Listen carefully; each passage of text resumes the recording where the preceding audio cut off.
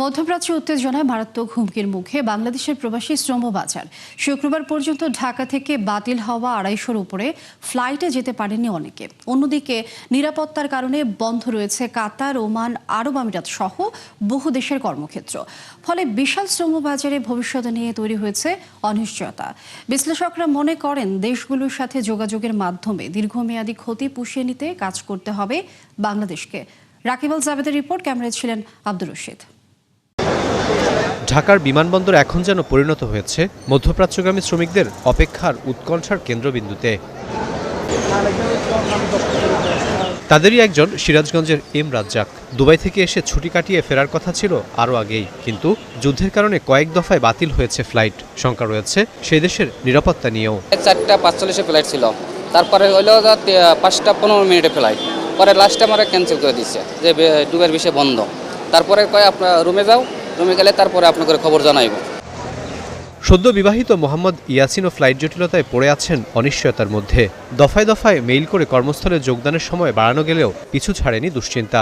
বললেন, 3 বছরের প্রবাস জীবনে কখনো এতটা অসহায় মনে হয়নি নিজেকে। লাগেজ টাগেজ বুকিংয়ে দেওয়ার পরে আমরা যখন ইমিগ্রেশন ক্রস করে যখন ওয়েটিং রুমে যাই বসি, তখন বলতেছিল যে যুদ্ধ শুরু হয়েছে, তো এখন ফ্লাইট ক্যান্সেল হবে। যে যতক্ষণ পর্যন্ত না ফার্দার নোটিশ না আসতেছে ততক্ষণ পর্যন্ত না ওরা আমাকে কোনো কিছুই বলতে পারতেছে না। যখন আপডেট আসবো তখন ওরা আমাকে নোটিফাই করবে।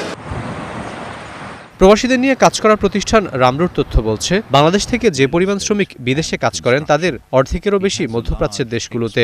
সেসব দেশ থেকে রেমিটেন্সও আসে মোটায়ের সিংহভাগ। আর সবশেষ 2025 সালে বিদেশে কাজের খোঁজে যাওয়া 11,30,000-এর 80% ছিল গালফভুক্ত রাষ্ট্রে। অভিবাসন বিশেষজ্ঞরা মনে করেন, বাংলাদেশের জন্য অত্যন্ত গুরুত্বপূর্ণ এই অঞ্চল ক্ষতিগ্রস্ত হলে প্রভাব পড়বে সার্বিক অর্থনীতিতে। আমাদের সরকার প্রধান দুশ্চিন্তা পড়ে গেছেন যে আমাদের রেমিটেন্স যদি বন্ধ হয়ে যায়, নতুন একটা সরকার আসে, তাহলে আমাদের ইকোনমিটার কি অবস্থা হবে, অর্থনীতি ওভারঅল কি অবস্থা হবে, সেইটার কি আমাদের কুইক কোনো প্ল্যান কি আমাদের আছে? মার্চের এই প্রথম সপ্তাহে তাদের বেতন পাওয়ার সময় তারা হয়তো অনেকেই সঠিক সময় বেতনটা পাবে না বা তাদেরকে দেওয়া হবে না। সুতরাং তারা যদি বেতনটা দিতে না পারে তাহলে তারা দেশে পাঠাতে পারবে না। সুতরাং রেমিটেন্সের একটা ফ্লো কমে যাওয়ার অনেক সম্ভাবনা আছে। চলমান পরিস্থিতিতে মধ্যপ্রাচ্যে কাজ করা বিভিন্ন দেশের শ্রমিকদের নিরাপত্তাও ফিরিয়ে নিতে নানামুখী উদ্যোগ নিয়েছে নিজ নিজ সরকার, কিন্তু এক্ষেত্রে দৃশ্যমান কোনো পদক্ষেপ নেয়নি বর্তমান সরকার, যাকে পররাষ্ট্র ও প্রবাসী কল্যাণ মন্ত্রণালয়ের ব্যর্থতা বলছেন বিশ্লেষকরা। এখন এই যে ডিলেমা, এই ডিলেমাটা আসলে সলিউশনটা কে দেবে? এটা বাংলাদেশের যে প্রবাসী কল্যাণ মন্ত্রণালয় বা পররাষ্ট্র মন্ত্রণালয়, তার সেটা কিন্তু এই সমস্যার সমাধান করতে পারবে না।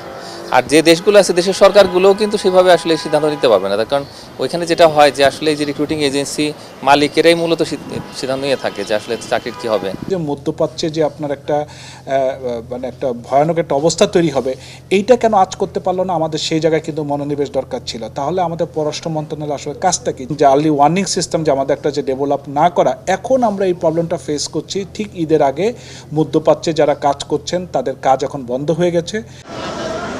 কেন্দ্রীয় ব্যাংকের হিসাবে গেল বছর সৌদি আরব থেকে সবচেয়ে বেশি প্রবাসী আয় এসেছে। এরপরই রয়েছে সংযুক্ত আরব আমিরাত সহ গালফভুক্ত দেশগুলো। জীবন জীবিকার তাগিদে এভাবে প্রিয়জন ছেড়ে মধ্যপ্রাচ্যে পাড়ি জমাচ্ছেন বাংলাদেশি প্রবাসীরা। তবে সেখানকার চলমান যুদ্ধ পরিস্থিতিতে তৈরি হয়েছে শ্রমবাজারে বড় ধরনের অনিশ্চয়তা। বিশ্লেষকরা বলছেন, যুদ্ধ পরিস্থিতি যদি আরও দীর্ঘায়িত হয় তাহলে বড় ধরনের হুমকির মুখে পড়বে বাংলাদেশের রেমিটেন্স। রাকিব আল জাবেদ, 71, ঢাকা।